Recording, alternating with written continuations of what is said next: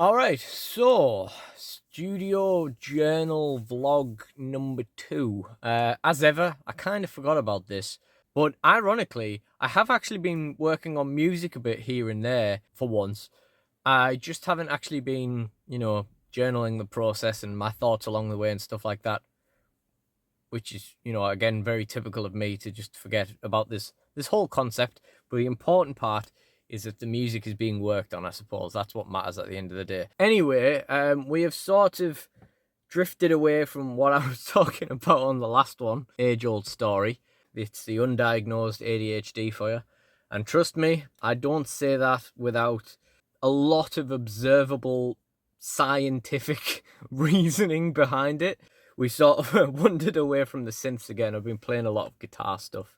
There is a reason for it. My man Stephen has been in contact the last couple of days. Oh, I've just stabbed myself. I stabbed myself with the guitar string. My man Stephen's been in touch the last couple of days to talk about some Wandering Moon stuff.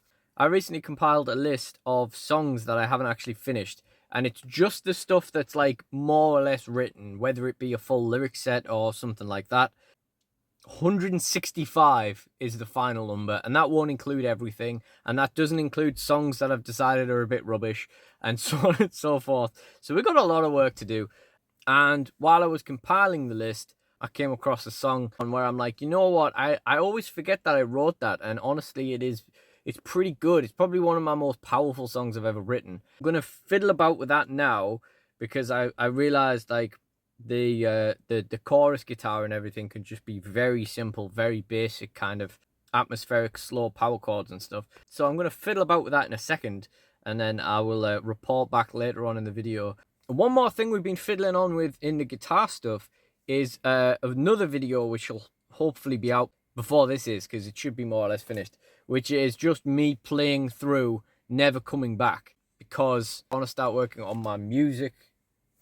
It's all music, mate. I want to start working on my electronic stuff that I can sort of produce myself in demo form and stuff. I'm not letting go of Never Coming Back. Like, that's going to be the next song that I release that's properly polished and everything. But I don't want to post anything else until I've made the terrible joke about my return song being Never Coming Back. So I want to post that in some form first and then start working on the demos, or then start releasing the demos. We have been sort of working on the demos a little bit. So that should hopefully be another clip which is hopefully already out by the time you're watching this. I imagine this will be weeks or months down the line from the point of recording, and that Never Coming Back thing is more or less done now. I actually did do a recording of it. I just wasn't all that happy with it. But yeah. Alright, let's get into this one. Anyway, it's been 5 minutes. It's been 5 minutes and all I've done is like reach around to pick up the guitar and stab myself with the end of one of the strings. Strap stuck under my chair. So I noticed when I did go to pick it up, this sort of bit of almost like mold. And I've noticed it before, but I've just realised that it's actually like slightly soft. It's concerning, isn't it? Not ideal.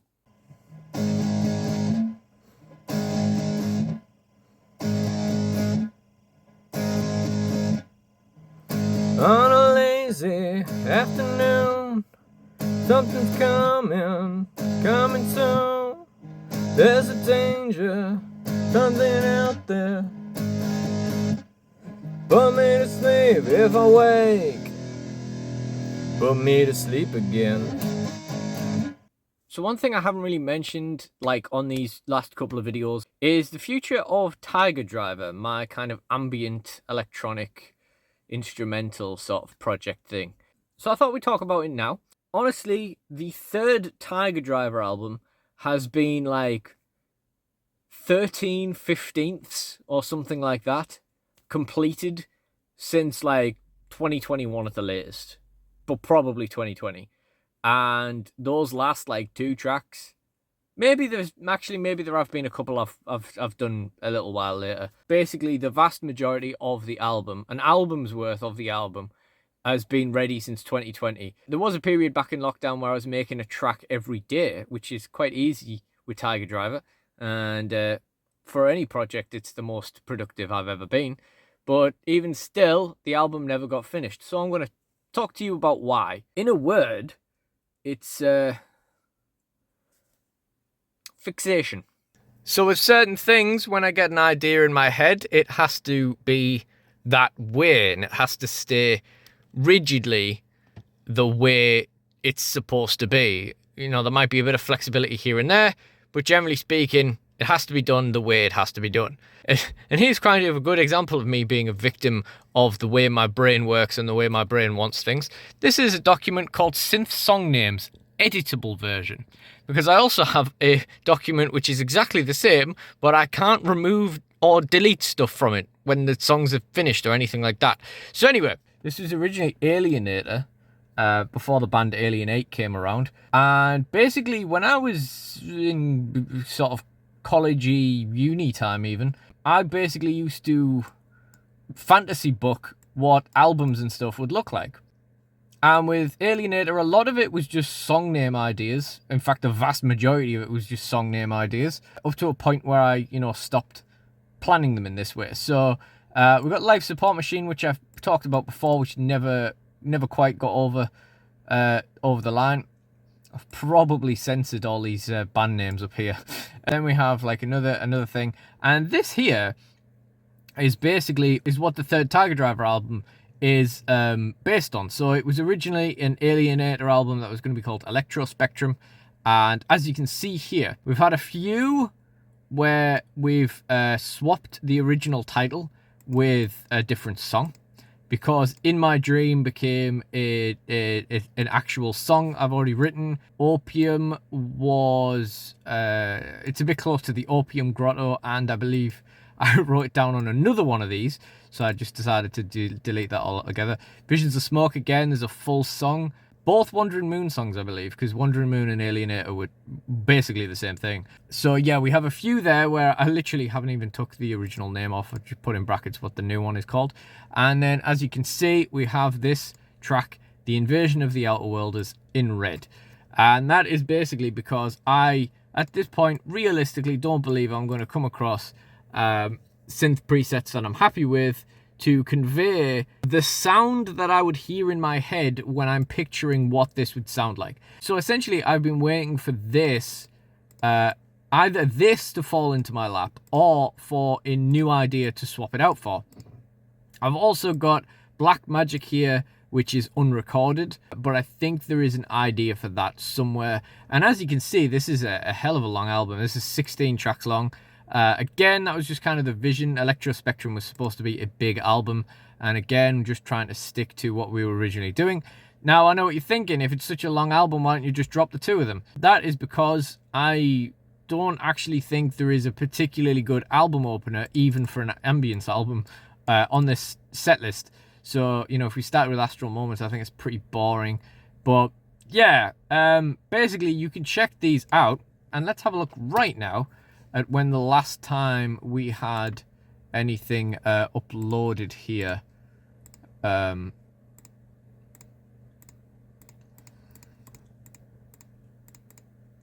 eventually, let me click that, didn't it? This is the divorce referendum account. So if we look for the Tiger Driver one, oh, this is good. I mean, this track, I could maybe justify replacing it with that, but it feels like a bit too unrelated. That's not important. Unrelated to the other tracks. So let's see. Okay, so the Uncreation Has Come was uploaded 3 years ago. Either 2023 or 2022. We haven't quite got to the month where it came out yet. So yeah, we've been waiting at least 3 years for the rest of them, and it took a couple of years for me to even get those done. And there's other bits that I've done since, like Riyad Mahrez and stuff, which, again, I just don't think they fit the aesthetic of what we're doing. It's only showing 11 tracks on there. Even with the other two, that still means there's 3 missing. Transform seems to be missing from there, which that was enough of a head scratcher itself, getting the sort of sound of how I wanted that. Oh yes, I think there are a couple of tracks I held in reserve just for when this actually does get released, so not everything is actually already out. Not that it really matters to anyone. I mean, the Uncreation only has 7 players, to be fair. Oh, there's also this Surviving the Storm. I might just release it as it is, but honestly, it's just the nature of the preset just makes it peak when you try to record it, because it doesn't sound that loud, but the atmosphere is like so big.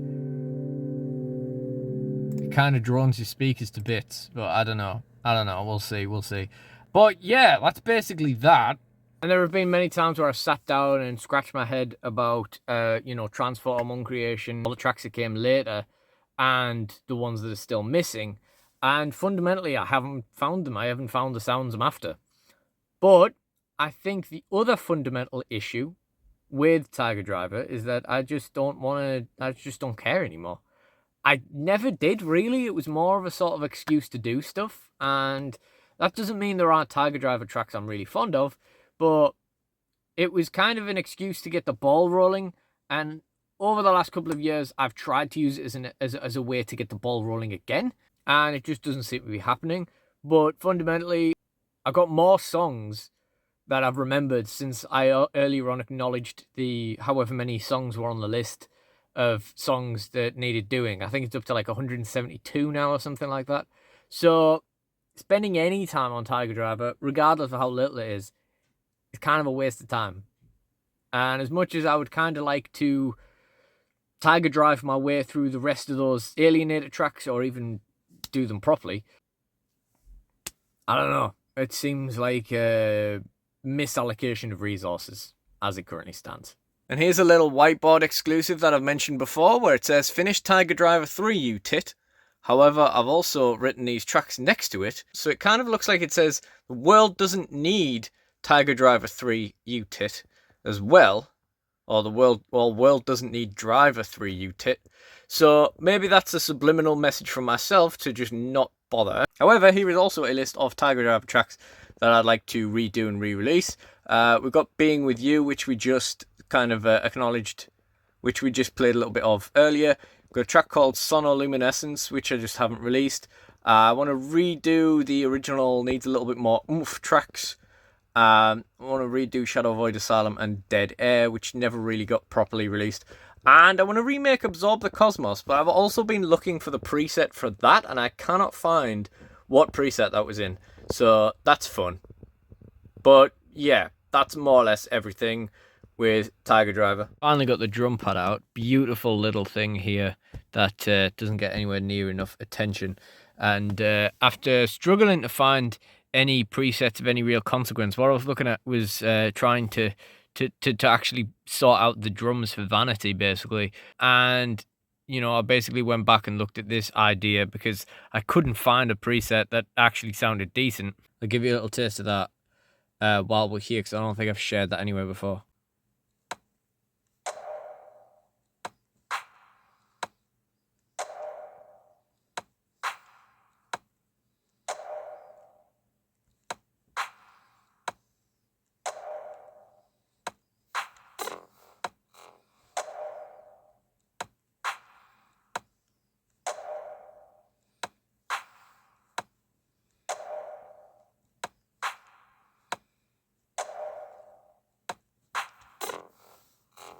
But anyway, I was looking at putting the drums together for Vanity, basically. So this isn't really how I would want it to sound. The samples and everything are wrong.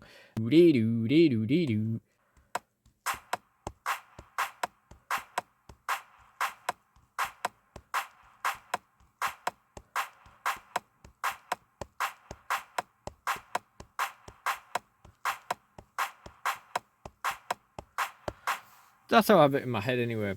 I had a voice note of an idea for the drums for Vanity a while ago, and I looked back at that and I was just like, yeah, I don't even, I can't even fathom how that would fit. But in my head, it's like,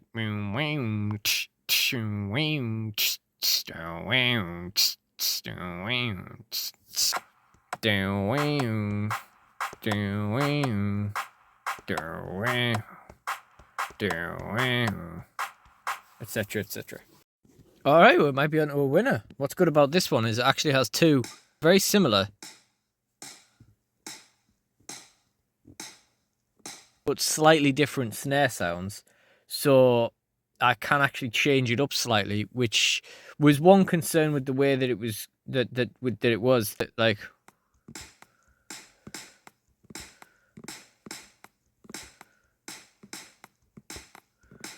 God, it's surprisingly hard to play this one on. Like that going through the whole thing, there was nothing sort of changing it up. When the synth goes down the octave, but obviously now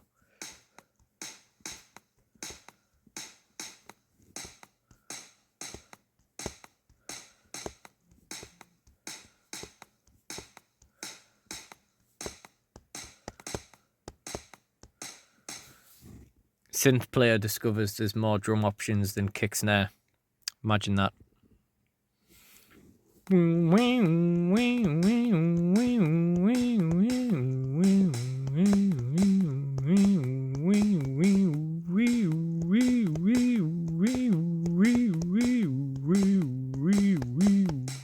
Oops.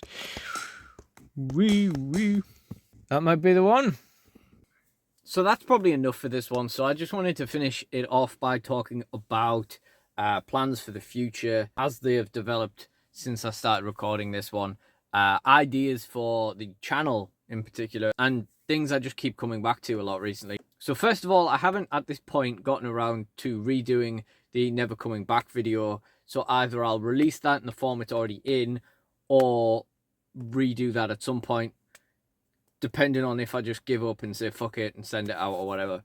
I don't think it's ever going to sound exactly as I would want it to, given the nature of the video, me sitting here playing the song in the bedroom and not properly going for it, because we need to save something for the recording, you know. But there's similar content to that planned, you know. I think I'm going to do the same thing with the song Haunt Me, and maybe Moments at the Shore and stuff like that.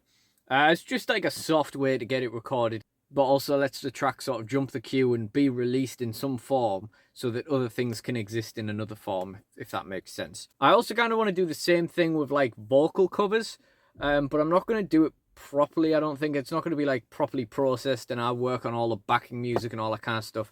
I don't know if that sort of thing will ever be me. It'd basically be more sort of the bedroom recording of me going along with the track. I don't really know what you'd call that. I don't really know what to call the series either, but it's something I used to think about doing a lot, although I probably planned to do the whole thing back then. I probably dreamed I'd be at a point in my life where I would want to make all the stuff, or at least record it properly so that it's like me into the microphone. So the real backing track with, you know, muted vocals or whatever. So that's another thing. The songs will be incredibly obscure. It's stuff that I would like to cover that I probably never will cover properly, owing to you kind of needing a market and appeal for covers and stuff like that. And another thing on that is I'd kind of like to have a go at doing the same thing, but acousticizing some metal songs I'd like to cover as well. Just turning them into sort of slow acoustic songs and stuff like that. Again, very obscure stuff, even to the people who listen to that sort of music, but just songs I'd actually like to sing, as opposed to doing, you know, covers with actual appeal to them. It's more so doing stuff for the channel, but also doing stuff that I want to do, than having anything of any real consequence that I expect to like bring eyes to the page or anything like that. Another thing I will say is that we have been working on some Wandering Moon stuff since I started this video, so that's really, really cool. We've been working on the Not Everything demo, which was the planned starting point, and we're gonna, you know, rehearse that for a bit. Eventually we'll have a couple of meetups and run through some stuff, and then we'll see about going from there, escalating it from there, whether we, you know, look at getting like a drummer in and getting it recorded and stuff like that. We see where we go from there, and after that we might revisit the stoner tracks we originally started off with, or we might look at the Violet Room, which is more like kind of fuzzy shoegazy type stuff. I rediscovered that song a couple of years ago, and I really do love it. It really did speak to me, and it sort of took on a bit of new meaning as well at some point along the line, between, you know, back then and now. That'll have been a good couple of years ago now, 4 or 5 years I would have thought, since I rediscovered it. It's also about 10 years old now, this song, so, you know, it would be really cool if we could get it out on its 10th year. I won't hold my breath that we'll even get the demo done yet, but, you know, But let's not set anything in stone. Let's keep it all loosey-goosey, keep an open mind, and let things happen as they happen, basically. So one last thing I'd like to steal from another channel is media recommendations, and we'll see how long this lasts between me remembering to do it, me remembering to do these videos in general, and me actually having things to suggest. But first of all, I'm going to suggest the book Save Me From Myself by Brian Head Welsh. This is the story of Head starting living through Korn and then leaving, and subsequently in his next book is the story of him going back to Korn. It talks about his struggles through life, of course, and he's very open and honest about you know, the kind of person that he was before he, you know, went down the rabbit hole with Korn and eventually left, found Christ, and in the end came back to Korn. It does get a little bit Christian towards to later on. Funnily enough, the born again Christian part of the book is a bit Christian, but generally speaking, I think it tells a good story. I think it's awesome to read about how bands started, but I think it's really inspiring to see like what he's been through and all that kind of stuff. It definitely really spoke to me, you know, years ago when I was an edgy teenager going through like what I found difficult at the time and stuff like that. I think it's a really, really good book. Don't know who Anthony is, though. He had such a difficult time. He struggled through it all, and it's just so great to see the way he lives his life now. It's, you know, you just take it for what it is. If you're not interested in Korn, it probably won't matter as much to you, but I still think it's probably a good story. If you're not interested in Christianity, it's probably still a good story. But yeah, I think it's a really inspiring biography. And my album recommendation for today, I thought we'd start with a small artist. They unfortunately no longer exist. They announced their breakup just last year, I think. And it's this awesome Irish band called Baleful Creed. Very good, like a hard rock type music. You know, they're very like the classic hard rock band kind of sort of thing. You know, it's a bit hard, it's a bit stonery. There's a bit, honestly, the tracks on this first album, the debut album Baleful Creed, there's various tracks on this album which all have a very unique kind of sounds, and I think it's very interesting for that reason. But this is also one of the loudest albums that I own in terms of the actual amount of decibels in it. It's one of the loudest albums I own. Some really good tracks on this, and they were a really, really cool band. It's a shame that they broke up, but unfortunately life got in the way. And yeah, they started the band quite late on into their lives, and that's unfortunately the sort of time when life gets in the way a little bit more than when you're in your teenage years. But yeah, there's some really cool tracks on that, some really nice stuff, and yeah, I'd recommend that to more or less anybody, because I think there'd be something for everyone in there. But that is everything for this studio vlog. So if you did enjoy it, please like, comment, and subscribe. Check out my music in the description box below on your preferred channel through my link tree. And if you haven't watched the first studio vlog, go back and check that one out. See what I was messing about with that. And hopefully there'll be a third one out one day. But either way, I really do appreciate you joining me, especially if you watched the video this far. So thank you all for watching, and goodbye. Say it so for about 2 minutes later from the initial video, but like, you know, at the end of the video that probably had a lot of weeks of space between it. Initial idea is going something like this. Time to let go of everything. Care for no one else but me. When I was about to let you in, you just turned away from me. Time to let go of the dream. The world is not how it seems. Nothing's as good as it should be. It's not worth time wishing you were here.